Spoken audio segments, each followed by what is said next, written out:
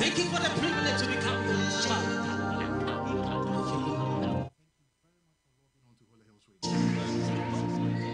My name is Adab Besnoko Marisomwa. You split a sea. The program is Echoes of Grace, live. Right through. Streaming live from Reynoldsburg, Ohio. It's what's wrong. Mr. Pinto is the CEO of Holy Hills Radio, of course, the one controlling the machines for us here tonight. Chris Aditeria is the producer of this wonderful program. So I can say and say. The previous program was Christo Mwawari, so Mama Kukua and her team. That was wonderful. God bless you so much. Call a friend to call a friend to call a friend to join us. It's going to be something else tonight.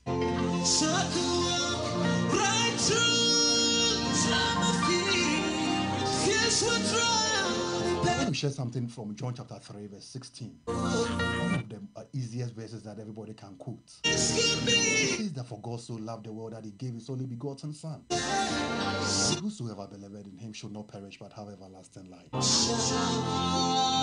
says for God so loved. The Christian God is a God of love, not a judgmental God. You see, there are so many gods out there.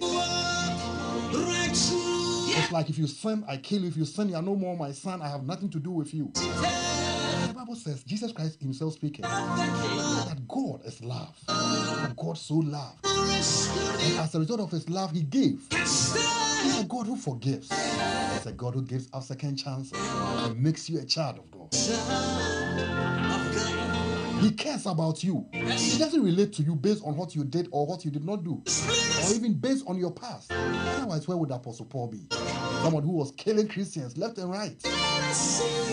God gave him a second chance and changed his life.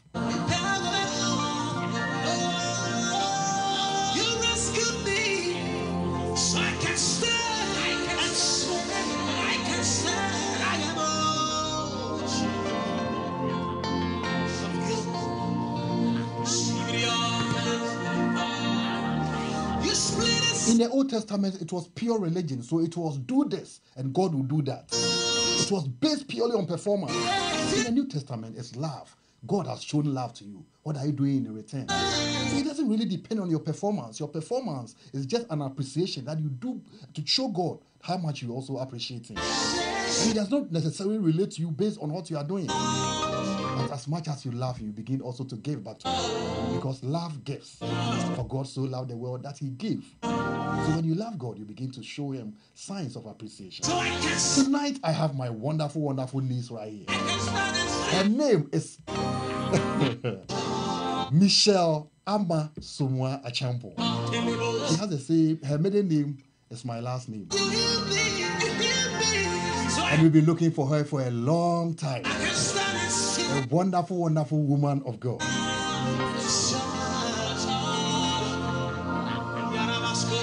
Wow, wow, wow. So call a friend to call a friend to call a friend. Call somebody to join us. It's going to be a very good one today. Call your teenage children to join us. Call your friends to join us. I hope AJ Somwa is watching.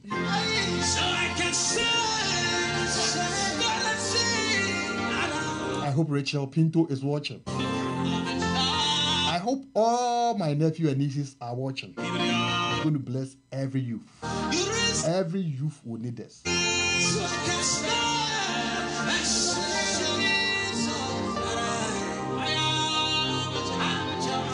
Matter of fact, I'm going to send text messages to all the youth that I know. Welcome. Thank you. Thank you. How have you been doing so far? I've been good. Wow. So where are you now? Right now, I am in Long Beach, California. I just moved there in January, so it'll be a year in January of next year. So. Wow. Yeah. For those who don't know you, tell people about yourself. Tell them about yourself. For those who don't know me, my name is Michelle, known as Amasumwa, known as Shelly. I've literally lived in Ohio for almost half my life, but I was born and raised in New York, and my parents moved to Ohio, and I went to school in West Virginia.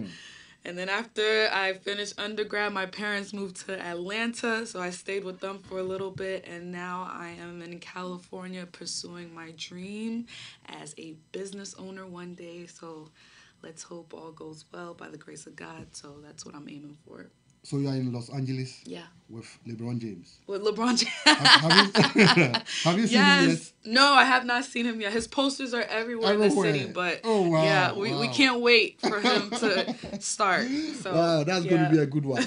So you were born in Brooklyn. Yes. How was it growing up in Brooklyn? I hear it's a hot place. It is a hot place. I'm very, very grateful that my parents decided to move to Ohio, of course, because everybody knows New York is a jungle city. So moving to Ohio to, basically start a fresh new, beginning at a really early age is really a blessing. Especially, I think we moved to Ohio after 9/11, or my dad moved after 9/11. So I kind of experienced my upbringings around 2002 and lived there ever since 2014. So I've been there for a while. So comparing Brooklyn to Columbus, Ohio, what are the differences? Ooh, the difference.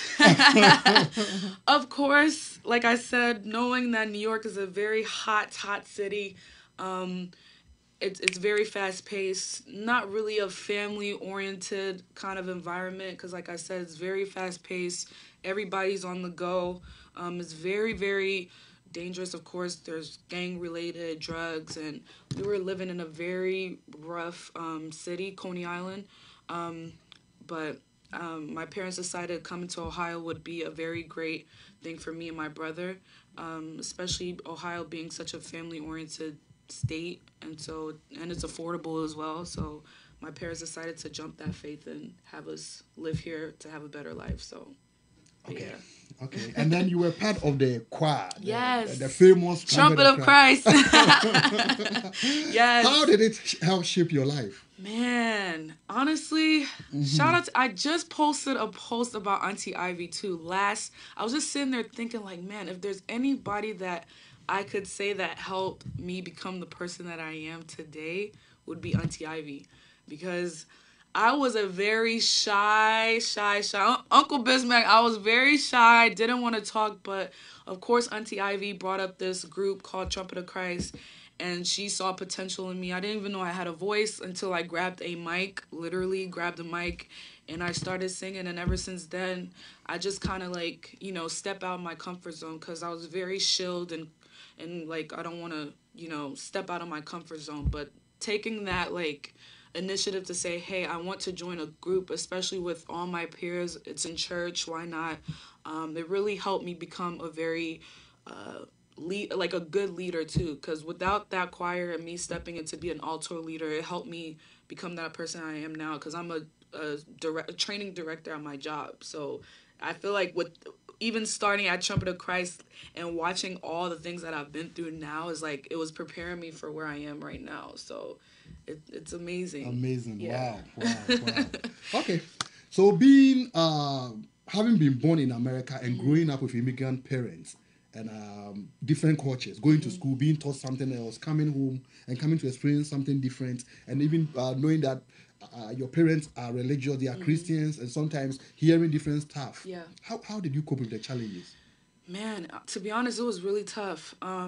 At first, I was like, being African is so challenging. Because, no, to be honest, being African is challenging. It's challenging because when I moved to Ohio, and some girl was like, you're an African booty scratcher. I was like, what does that mean? So because back then they'll use African derogatory words that were very offensive, and I wasn't sure what that meant. Because coming from New York, there's so much diversity, and when you come here, it's majority of the people that are in Ohio are white, or even from a different race. So you being African is kind of you're separating yourself from an all-white, let's say, school to you being African or African American. So I was kind of confused, man, I'm dark skinned, or my last name Achimpong, and people call me Ping Pong, and I'm like, oh my god. To the point I even told my dad like to change your name. to change my name, and I was like, I don't Probably want make it Jackson. yeah,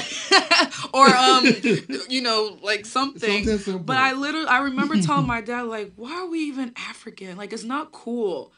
And then my dad was like, hey, don't say that. Like African is rich. Like people Right. respect us. So, I mean, it was really tough because I did not want to be classified as an African. I wanted to be classified as an African American or even just American because the way people were just stereotyping me back then, I was just like, what is So this? now you introduce yourself as African. Oh, yeah, 100%. So when people are like, where are you from? I was like, wow, I'm from Ghana.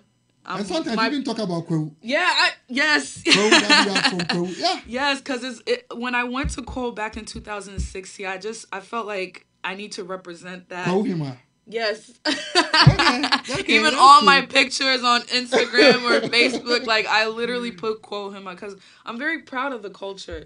I think when I went there, it kind of shaped my thought on how rich our African culture is, and we have to embrace it, especially us African millennials. When we're born here, we're like, we're never going to go back to Africa. Right, But right. as you get older and want to embrace that culture, like you kind of accept it. Wow. So, Wow. yeah. So now you don't introduce yourself as American again. No.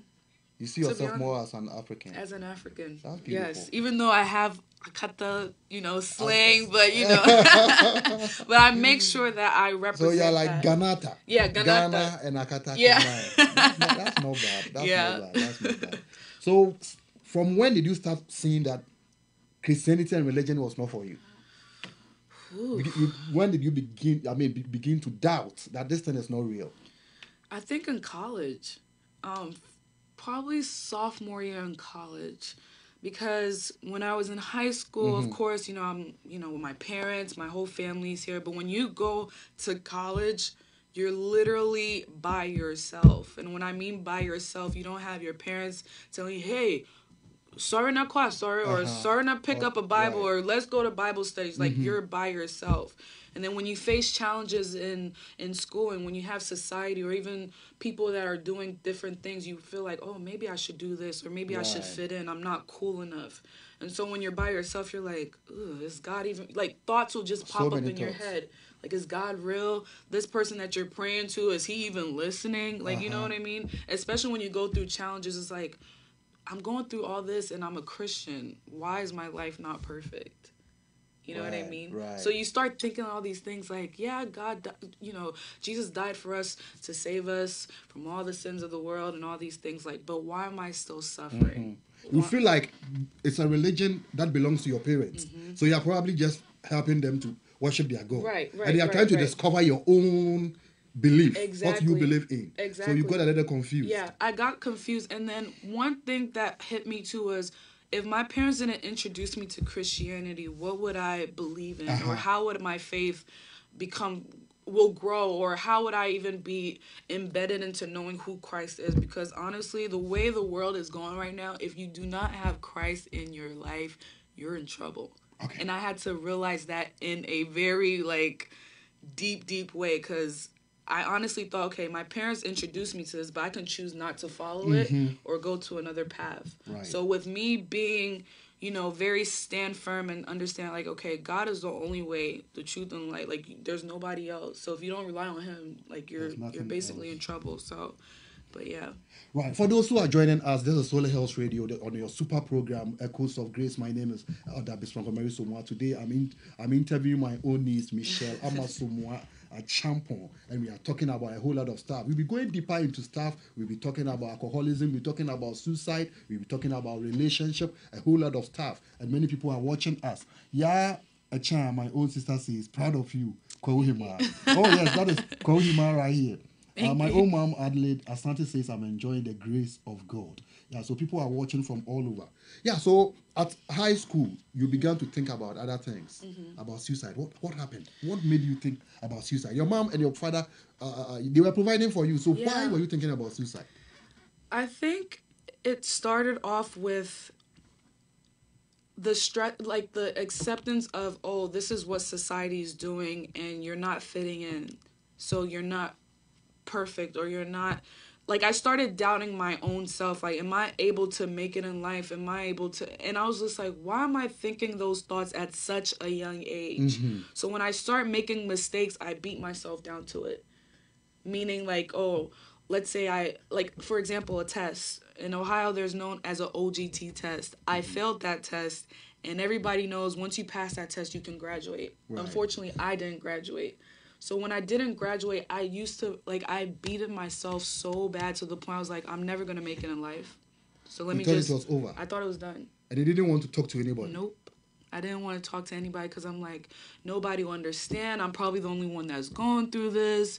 So back and forth thoughts. And I'm like, wonder if I just end it and then... It's all over. It's all over.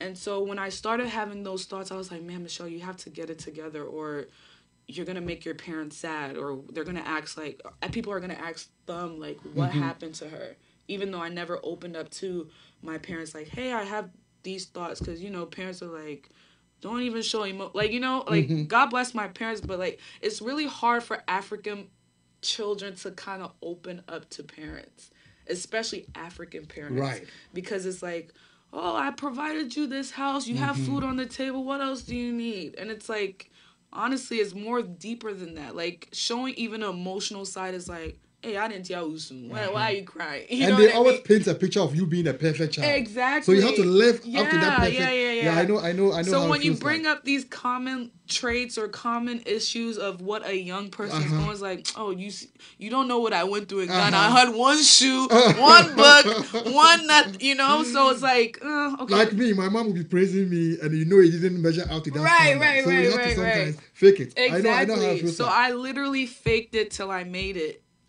And then college came. A lot of things were going on in college, trying to make up the grades.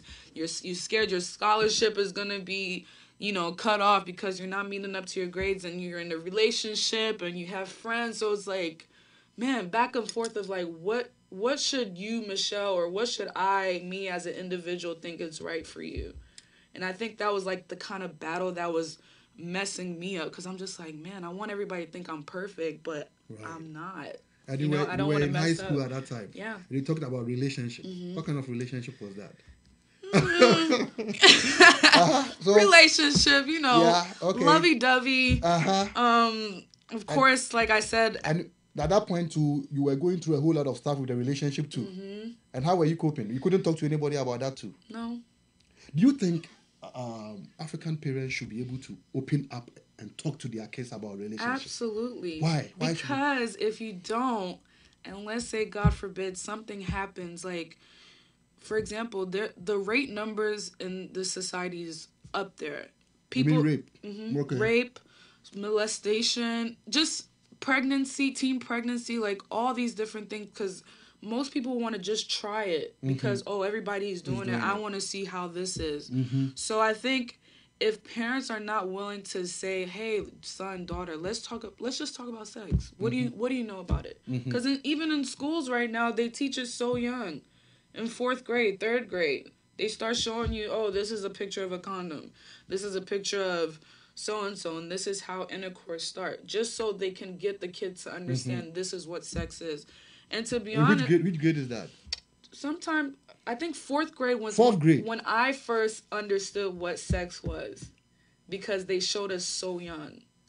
And I never had that conversation with my parents because it's like, you know... 4th grade, you were like, how many years? 9 years? Yeah, like 9 wow. or 10. So they were teaching you that, and your parents thought you were innocent. Innocent, didn't know anything, because it's not important until you get older. So, of course, me being young, I'm curious, what is that? Is it this? You know, when you watch movies, you see people kissing. You're like, ooh, I want to try. Like, you know what I mean? But I feel like if you have that conversation with your parents early, or even willing to open up to say, hey, this is what sex is, I feel like it won't have the child more curious. Because I was curious because the outside people are telling me, hey, this is cool, so try it. And so I tried it. And so I feel like if parents were very more open, I don't think this whole pregnancy is coming up, or even if kids get molested, like they'll feel open to say, hey, mom, what does this mean, or what is that? Because some kids wait till like they hit 30 until they get older to open up like, hey, this is what happened to me when I was younger. You know what I mean? So I feel like it's really necessary for parents to open up to their kids. So all this yeah. while I was coming home to come and pick you to church, and you were going through all these issues, and you never open up. So why were you not at least talking to somebody? I still want to understand. I mean, because you were going through relationship issues, Yeah. you were having suicidal thoughts because of grades and stuff. Why wouldn't you just open up? Because I was scared to get judged. And especially me being a Trumpet of Christ singer, opening a mic every Sunday. It's like, who am I to come and say, hey guys, I've had these thoughts, or hey guys, I'm going through this boyfriend-girlfriend situation. It's like, you've always been programmed, that's not good. Don't do this, that's not right. So you're just like, ooh, if I end up sharing that, I'm going to get in trouble. I'm going to get yelled at. I'm going to get judged. I'm going to be called, like she's not, kalabone, you know what I mean? So I just felt like, let me just keep this to myself. Nobody will know. And then as I got older, I realized like, ooh, the things I didn't talk about when I was younger is catching up on me now. Right. Because I feel like even if you want to enter a marriage, like, you have to make sure the childhood stuff that you went through, the teenage stuff that you went through, all those things, you have to make sure you're good with that before you enter into a marriage. Because I've seen personally friends who have married at a really young age and they're suffering from it because they're suffering from stuff they happened in the past. Okay. You know what I mean? So what would you tell the teenagers who are watching you about they going through relationship and whether they should even open up to their parents, whether they will be judged or not? Honestly, I feel like with teenagers right now, if there's any advice I can give to teenagers right now, is if you feel like you don't have parents that are very open, find the courage enough to kind of just say, hey mom, hey dad, can we talk? Because sometimes when we feel like we're very, like, we don't want to show our vulnerability side because it shows that we're weak. And so just a simple conversation, because most of the time some African parents or kids don't have that bond with their parents. They have their bonds with people in the church. You know what I mean? I feel like it's important for us kids or even parents to be like, hey, you're my son, you're my daughter, you're my mom, you're my dad. I should feel comfortable enough to go to you, to talk to you about anything. So in order for you teens to, open up to your parents, just say, hey guys, I need to have a conversation with you. Because you just never know what your parents might say. Either they might be like, oh, I never knew that. Why didn't you come to me? Or can we talk about it? Can we break it down? Because I always was scared. So I think my fear made me kind of block the openness to, like, come to my parents. Because we've always heard, oh, your parents are going to think you're bad. And I know your parents are so easy. Yeah, I love my parents. Very grateful for my parents. Yeah. They're easygoing. So but I was just personally scared, like, they might judge me, or, oh, they might say this. But, as I got older, I know now, like, I have to come to them because they're my parents. They still love me at the end of the day, and they want to wish me well. So okay. So back to the suicide. Did it get to a point where you seriously wanted to end it? Yeah. So how are you going to end it? Actually, it was actually 3 times. The first time was when I graduated from college. And, when you graduate from college, if you don't have a job right away, you're like, ooh, what am I going to do? Should I go back to school? Should I not go back to school? So all those things, like, man, people are going to think you just wasted your life having a degree. And so I couldn't find a job. Money was tight. Living with your parents, you hear this, that, all these pressures was coming up. And I'm like, you know what? Let me just end it and make life easy for everybody. And I remember driving my car, I kid you not, driving my car, and I literally was like, God, I think today might be the day I just... So you're going to cause yourself, like, a car wreck? Just because on the road, like, there was a construction next to it, and I was just like, man, I wonder if I just flip the car just over. That was the first one. Okay, hold on, let me just announce this number. 614-577-1434. If you want to contribute, we are talking about the issues that the youth go through, things that they are not able to discuss with anybody. Suicide, relationship, sex, abuses, things that they go through and they harbor it. Sometimes they just want to end it and then it will be over. So today we are just being honest, we are just being plain with Michelle Amasomoa Achampo, a.k.a. Kwauhema. Wow. 614-577-1434. So the first one, you were driving. Yeah. And you wanted to end it. And then I literally, and I kid you not, I heard God, like my wheels was shaking, and I heard God's voice was like, "Don't you trust me? I got you." That's what you heard. I heard that big old voice, and I just stopped, and I started breathing like heavenly, and I was like, "Okay, Michelle, just drive home and act like nothing happened." So you drove home. I drove home. You didn't tell anybody. Nobody. But you were about to end it. Didn't tell anybody. Wow. The second one. Okay, let me take this one. Hello, this is Holy Hills Radio. Who do we have on the line? Hi, this is Michelle's own auntie. Oh, hello. And what's your name, please? Hi, dear. I am so proud of you for starters. I am so proud of you, and I'm just thankful that God, in a way, saved you, that you never went through with the suicide. Otherwise, we would have missed the best talent ever. I know there are so many things ahead that God is going to use you for, and this is one of the ministry. I keep telling you that you went through stuff for a reason. So, Uncle Bismarck, I will recommend that not just on Holy Hills, but if she can go to the churches, the youth, and talk to parents and the youth. Because as she's saying, it's the truth. Our background, we weren't raised in our culture. Right. We weren't raised to be able to be so open to parents. So, I mean, it's difficult, but if we can hear from one of our own, what she was going through. I was walking past her every day and didn't even know that this is what she was going through, that I couldn't even lend a hand to her. So I'm recommending that this program can go to the churches. We can have a time that the kids and parents can all come together, that we have our own, so that we can open up to our children. Right. It's a call, a cry for help. Right. And thank God that one of them is out there. God is using her. So, Michelle, I know there are a lot who have stories like her. So we should open up, have a program, a forum, and have all kids and parents together. They can have questions and answers. We can have professional counselors there to also help parents as to the signs that we can see. Because Michelle is a very quiet, that's a very quiet, as you say, shy person. With kids like that, how can we stretch out and figure out, even as teachers, Sunday school teachers, youth leaders, how can we go in and help them? It's not only parents, it takes a whole village to raise a child. That's right. So how can we, as the older ones, tell them that, you know what, this is also part of life. Failing is part of life. That doesn't mean you're a failure. Struggles is part of life. When you are yearning to have the opposite sex, God gave that hormones to you for a reason. Right. So we don't have to make it look like, oh, why you're bonny?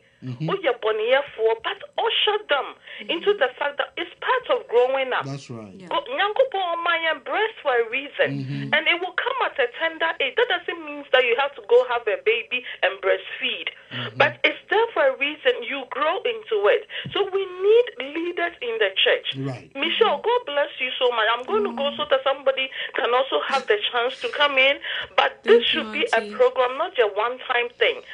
Church should come together. The kids should youth and Sunday school, everybody should come together so that we can learn as to what, as parents, African parents, as immigrants, how can we help our kids? Because they have all cultures running around them. We have our own, they have their own, they have their failures, they have their struggles. We expect too much from them. You know, I saw your nurse, I saw your doctor. Maybe the child is not in that line. In stages like that, what can we do? That's right. Thank God so much for Michelle, your life. Thank you, Auntie.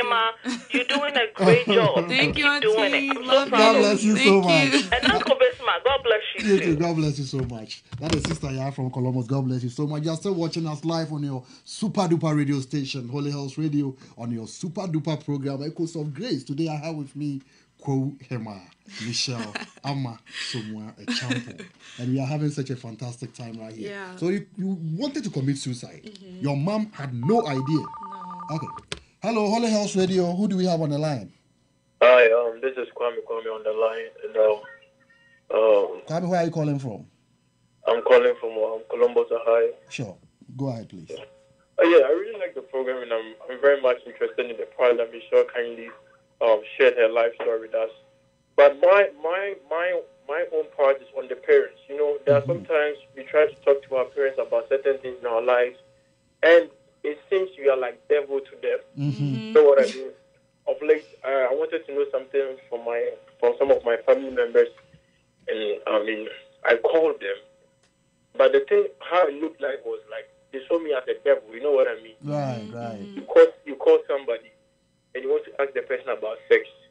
You want to ask the person about the mistakes that he did in his life, and the person does not want to open up to you. So it looks like it leaves the whole thing on you. Like, hey, the person can't make come out and channel or no, he's not even ready to listen. Yeah. That is the problem of some of our African parents. They're not ready to listen to some of us. You see, that's the point that is affecting us. They are not even ready to answer us, and the problem is with the dads. Mommy phone daddy phone they are not ready to listen to their children at all.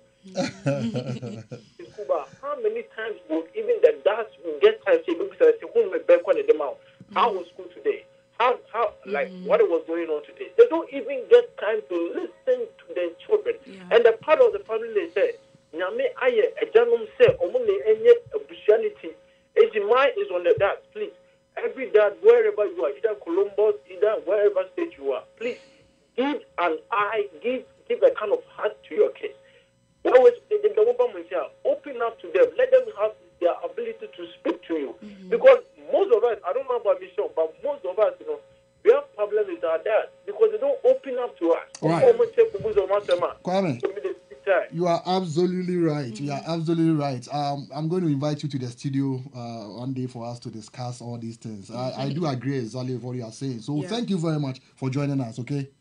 All right. God bless you. God bless Michelle too. God bless you. Thank you. So for those who just joined, we have Michelle. She's talking about the challenges of the youth and how she nearly committed suicide. She was so close to it. Hello, Holy Health Radio. Who do we have on the line?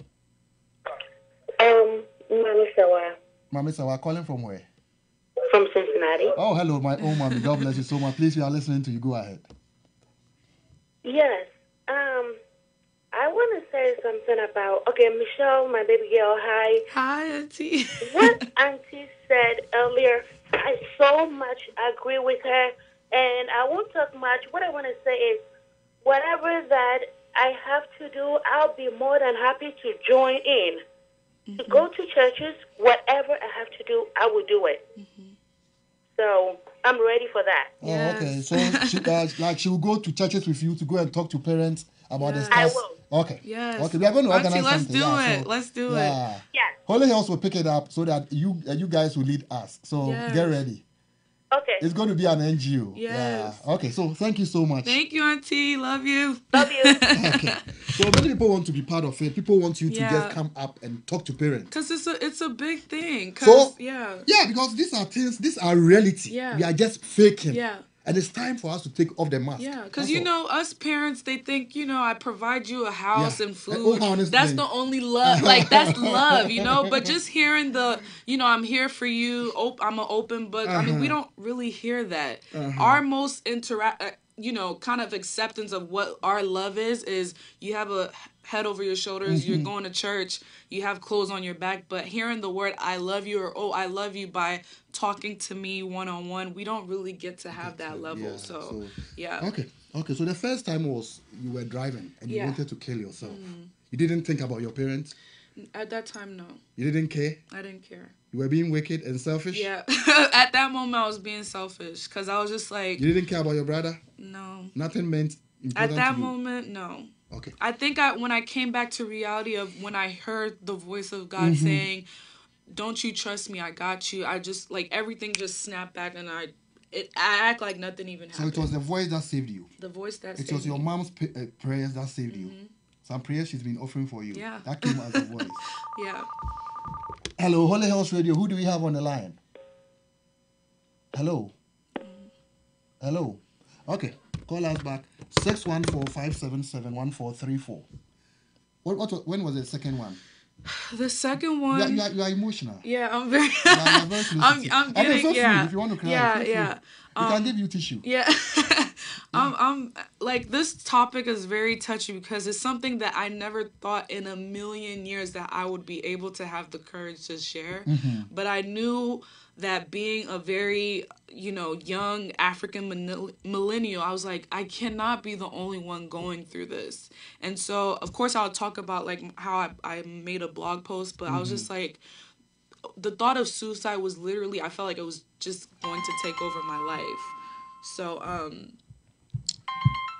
but yeah, so the second time, I was at home and I was just like, again, my thoughts was just running. I was like, man, I have a bottle of pills here. I could just take it and call it a day. And I had family members over the house. And They were in the house. They were in the and house. You were going to die. You didn't want to talk to them. Nope. Hmm. Yeah. And then I started thinking like, man, what would I put, my parents through, or what my friends will think, you know what I mean? And I looked at the bottle and I'm just like, you know what? Let me just not do it. But I literally had the bottle in my hand. And you were contemplating it. I was just looking at it like, I could just do it right here. Right here, right now. Call it This a day. is serious. Yeah. And Yeah. all this while you were acting as if everything was normal. Everything was fine. You go to church on Sundays. Worshiping Sometimes Lord. I was coming to pick you. Yeah. And you acted as if everything was Acted okay. as nothing. Sometimes you led the trumpet of Christ. Yeah. With all these thoughts in your head. Acted as if everything was okay. Yeah. So right now, somebody could be faking. Some of these youth that we are looking 100%. are just faking. Faking. Just to put up a front and they are If to you hear make the their parents. term fake it till you make it, there's literally thousands, millions of teenagers right now in our society who are just faking it till they make it because they don't want to disappoint anybody. They don't want to feel judged. They don't want to feel like, they're not good enough, or they don't feel like nobody will listen to them. So they'll just be like, you know what, let me just walk in this earth thinking everything is okay, but everybody's dying inside, and it's, Okay. Hello, Holy Health Radio. Who do we have on the line? Yeah, this is Gladys. I just want to ask a question. Gladys, where are you calling from? From New York. New York. Okay, sure. Go ahead, please. Yeah. My question is, the young lady a member of Church of Pentecost? Sure, she is. Yeah, she is. Definitely. That means the church have a lot to do as well. Yeah. Because the challenges she's going through is a common challenges almost every youth goes through. And I think the church, we have a part to play because it looks like these youth are coming to church with no understanding. They just follow their parents to, please them. And, right. So they just come in. So the part that the church has to play is they have to let the kids know, or the youth know why they are coming. And also the parents also have to let them, know why they are coming to church. They have to let them understand why they are coming to church, not just for coming sake. Yeah. Right. You are absolutely right. We have a lot to do as church leaders. We have a lot to do. So thank you very much. God bless you. Please share the video for us. All right. Thank you. Yeah, so at that point, you just have to fake it because society and everybody else is putting some pressure on you. Oh, Michelle, you're papa. Yeah. Oh, so in that case, you just want to fit in. What was the third one? So the third one, I'm not going to say exactly when, but to be honest, it was mostly recently that I literally was just feeling again the same pressures. And to be honest, I'm not gonna lie, like, it'll come in waves. It's not like, every day I'm just like... Hello, Holy Health Radio. Who do we have on the line? It's me again. With the church doing a lot and teaching the kids why they are coming, we explain to kids why they are coming to church. You will explain to your child, but there are realities of life. Right. We cannot. There are realities in life that we have to accept it. That is the problem some of our kids have. You spiritualize BBR. Right. Christianize BBR. These are struggles that kids are going through. And I know that, we have mothers and fathers who explain to children. When I was growing up, I will use myself as an example. Okay. When I was growing up, I grew up in a Christian home. I understood the reason I was going to church, but I had struggles. What struggles did I have? Michelle was talking, and she said that you wanted to find out how is sex like. I mean, and I talk to the kids. I'm able to talk to them because I went through the same thing. You get to that age that you know that there's something wrong, and you can see the edge. The edge, yeah. Then you started shaming yourself. Say, and when I was able to go to my mom and say, Ma, me do I say na papa bi eka so nini jeme ho, and my mom was good with playing tactics with me. Oh, Nana, woye penini or woyere and fino. And then I will see a younger one tell my mom, that Bain will be free bicycle, no, so I talk ma what they movie. It got to a point that I'm like, oh, mommy, who guy, yeah, oh, you're fine, no. And then my mom sat me down because now she realized that, oh, it's not like, and she went to biology 101 with me raw. Wow. That woman didn't mince words. Say, it will get, this is how it's done. Means you'll be free in Huapa. It will get in Kosia womb. The woman didn't mince words. Wow. So then I realized that, okay, I didn't know. I said, baby, and normal. Me or the amount, but Hong Kong, ni fruit ni bako ye. Self-control, yeah, that's right. And that is what helped me. I realized that, you know what, there's nothing wrong with me. I wasn't crazy. I'm not possessed. Right. But it's part of my growing up. And that is the example she gave me. So, no fabuba, and I don't just say, oh, we now feed you. But in Yankupon de Mouse, I'm really sure. Into San and Kana Wutseno, and really sure. So I was able to understand, say, there's nothing wrong with me. So we need to have doctors who can teach A&P, anatomy and physiology. Wow. Then we come to sex educationists to let the kids know, say, there's nothing wrong with you. Then we have to have grown-ups who have been through serious issues or going through stuff like what Michelle has gone through to tell them, say, you know what, struggles are parts of life. Because we with the nyamibeye bibia, but sometimes you get so frustrated and you get to a point that and that's what she said. If God is on my side, why am I going through this stuff? But when you realize that, yes, that doesn't mean it's not right. He says that when you're in the fire, I'll be with you. When you're in the water, I'll be with you. That means that you will go through things. Right. That you feel the heat in life so much that, but when you know that he's with you, you get to a point in life that you think you're suffocating. That is being in water. If the kids understand stuff like that, not that, we know the reason, but to let them know that struggles are also disappointments are part of life. Failures, that doesn't mean you're a failure. It's also part of life. Wow. On the cross, he says that the human part came. So although he knew the job he was supposed to do, when he came to the human part, he was asking that can this good thing go past me? Then he realized it's like, not my will, but yours be done, because he knew the purpose. So this is what we need to tell our kids.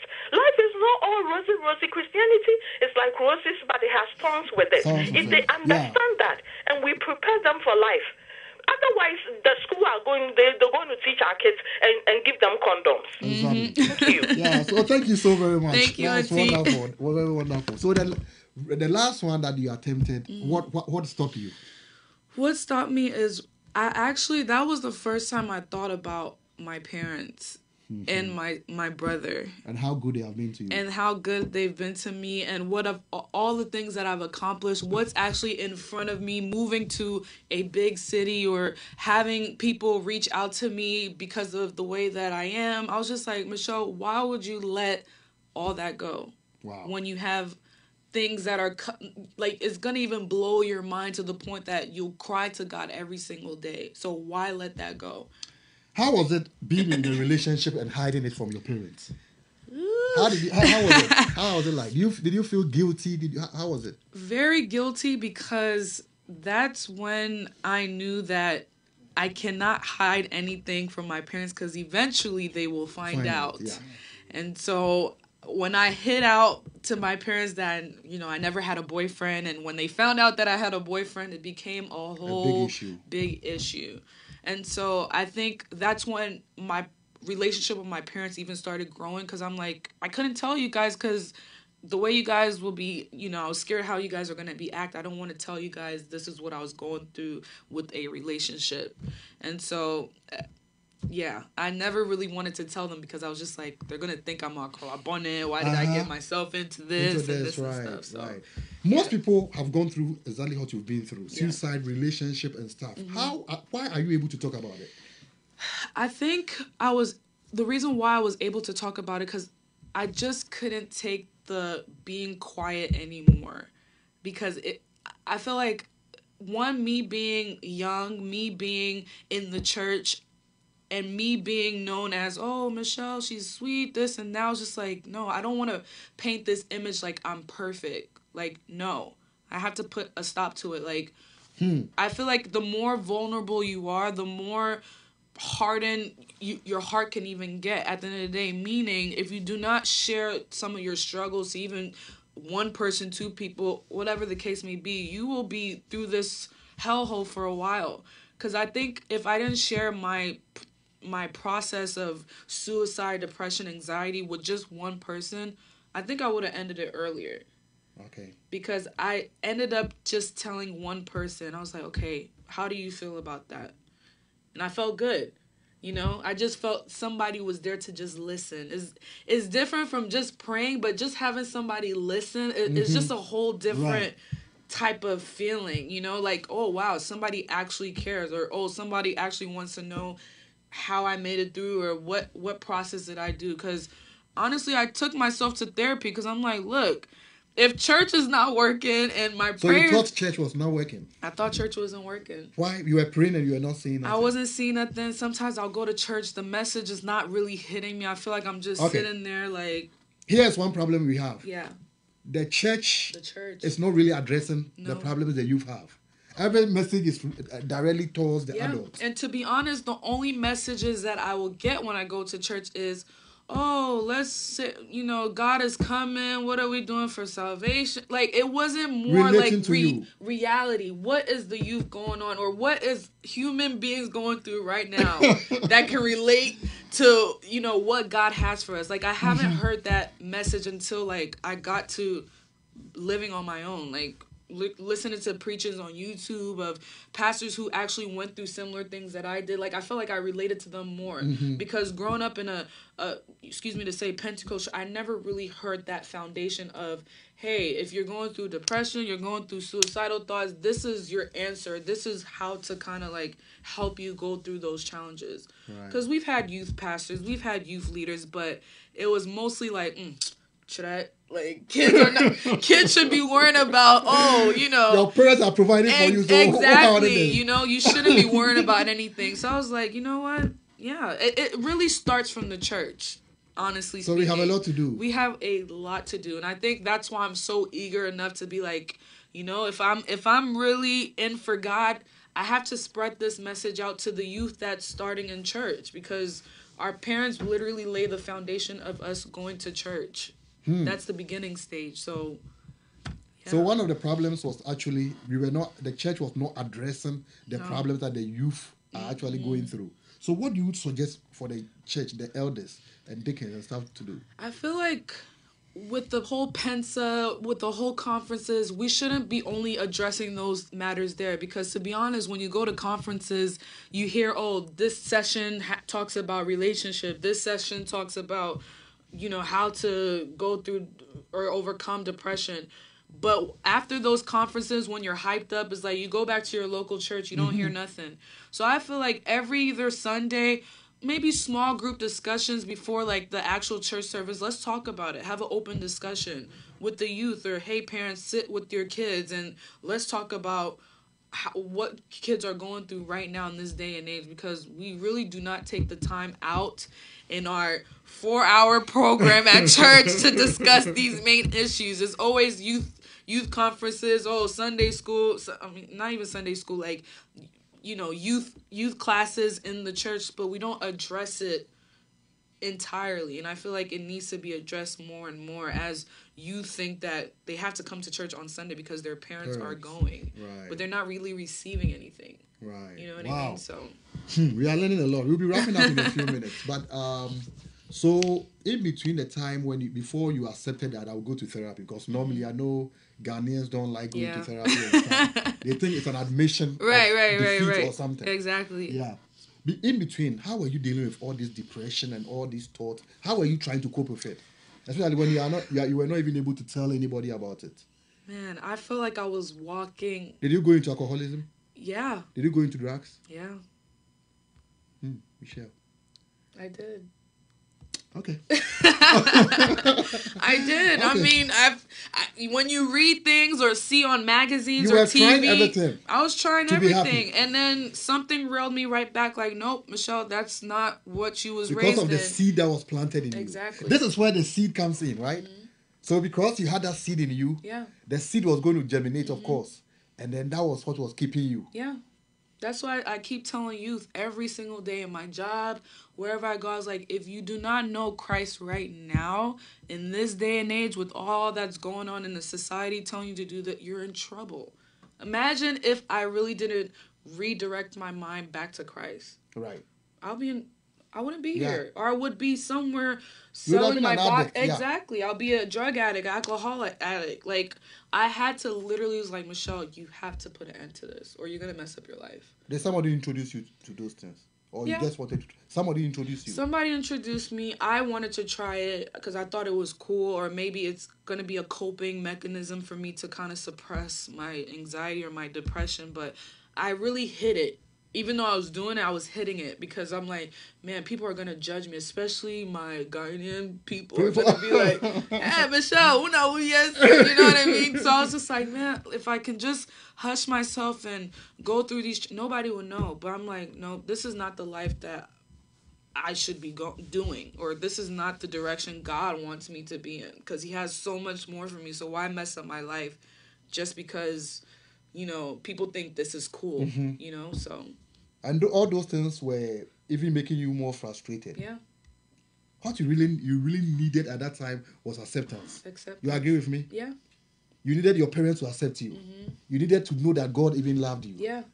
And you were not finding it. Yeah, because at a point I thought, like I said, I didn't think God existed, because I'm like, why am I going through all these headaches of thoughts, and like, where is God in this spectrum? Mm-hmm. But every time, like, I'm amazed, and I get emotional thinking, like, I'm so amazed that through all the thoughts, through all the things I wanted to do, God has still never left my side through these hard times at all. Like, a little person like me, and I wanted to just end it, commit myself to drugs, this and that. And God has still remained faithful and have not left my side ever since. I'm not saying I'm but it just amazes me how I'm still, like, holding on to him so tight. Wow. Yeah. Wow. So right now, you are pursuing your dream job. Yes. Things are falling into their places. Mm-hmm. You see how God worked it out for you. I mean, every day is not perfect, but then you're getting there. Yeah. Mm-hmm. So what if you had ended it? Man. I will literally mess up my parents. And then people would literally be like, that girl that never said anything, I knew something was wrong. You know what I mean? Like, I just kept thinking, like, I will either prove people right, mm-hmm. like, something was always wrong with her, or, she was just quiet because she was weird. Because nowadays, if you don't talk, people think you're weird. Psychopath. But not knowing, you either have a gift implanted in you, but you're just scared to... Like, people didn't know I knew how to sing until I just grabbed the mic and said, let me try it. And that's why I thank Auntie Ivy so much, that she saw potential. She was the beginning of seeing that potential in me. And I think it kind of started everything. So, thank you, Auntie Ivy. Yeah, we'll be wrapping up very soon. Yeah. And, let me read some of the comments. Kwame says, thanks a lot. People are really appreciating you so much. Thank you. And The last question. So what are you going to tell the youth, the parents who are watching you? Probably speaking Tree. Eish. Patrolman to catch you. Me chino dear and you're perfect. But okay. Parents, Patrol, please. When you see a child, just simply asking a child how their day is going will mean 100% a lot. Because I know you parents are trying your everyday best to provide for us, whether it's food, shelter, clothing. But just to have that one-on-one bond and conversation with your child or children, it goes a long way. Because you rather don't want your child seeking bad friends outside or seeking bad influences elsewhere, but just building that bond will create long-term relationships for whatever relationships they want to go to. Because I feel like, our parents are the foundation. And so if we don't have that perfect foundation with our parents, you never know where your child's going to end. So please, parents, please make sure you guys build that strong bond with your kids now, especially them being young, because you don't want to wait till they get older, and when they want to get married, it becomes a whole chaotic thing. So I feel like, please reach out to your kids now. Ask them how they're doing. What thoughts are they thinking? Do they have a boyfriend? Just simple. Don't automatically think they're having sex if they have a boyfriend. Just ask them. So, what do you think? What about this? Just become their best friend. Simple as that. Become your child's best friend. Not every child is perfect, but just building that bond with them will create a very, very good outcome in their life one day. So. Wow. That is Michelle Amasomwa Achampo, who cannot speak Cree. Unfortunately. But I will. Yeah, because the next time I'm going to host you here, you're going to speak Cree throughout. Okay. So that one will be purely addressed to the parents. And people are calling for us to organize an NGO. Yeah. We can team up with Holy Hills Radio. I would love to whereby do that. we organize church programs. Yeah. We take you there. You speak to parents. You take off the faking that people are faking in the various churches. It's not like they are faking. Let me not even put it that way. They want to fit in. Yeah. Because that is why the society is pushing them. Right. Do you have some... Michelle, you are crying. No, I'm not crying. You are emotional. I'm emotional. This is a touchy subject, but I'm just grateful for God. Okay. Yeah, so who do you want to give thanks to? Of course, I want to give thanks to you, Uncle. Well, sorry. Thanks to the Most High God for giving me the grace and the courage to be an example to the youth and to many generations to come. Second thanks is for you, Uncle Bismack, for always seeing something in me when I was a younger kid to now, and sitting here at this moment talking about issues is a blessing. So I really appreciate you, and I appreciate all the listeners out there. I really appreciate it. This means a lot to me. And Mr. Isaac Pinto, thank you so much. Mr. and Mrs. Achampo, thank you so much, Mom and Dad. I really appreciate you guys, because without you guys, I would not be here. And so thank you. Wow, people, we've been hosting Kwauhima Michelle Somwa Achampo, and she's been talking about suicide, relationship, how the youth have to pretend just to fit in. She wants us to keep it real with the youth. And next time we are going to host her, she's going to speak Cree throughout the whole program. Please share the video. People are going through a whole lot. This video is going to save someone. It's going to be on YouTube, everywhere. Please share it, and God is going to bless you. My name is Ada Bismarck, or Mary Somwa. Mr. Isaac Pinto is the one controlling the machine for us. Of course, our CEO, Mr. Chris Aduteria, is the producer of this wonderful program. Next program is Bepo Konkron. So it's going to be Bobby Roseport, and it's going to be a fantastic evening. God bless you so much.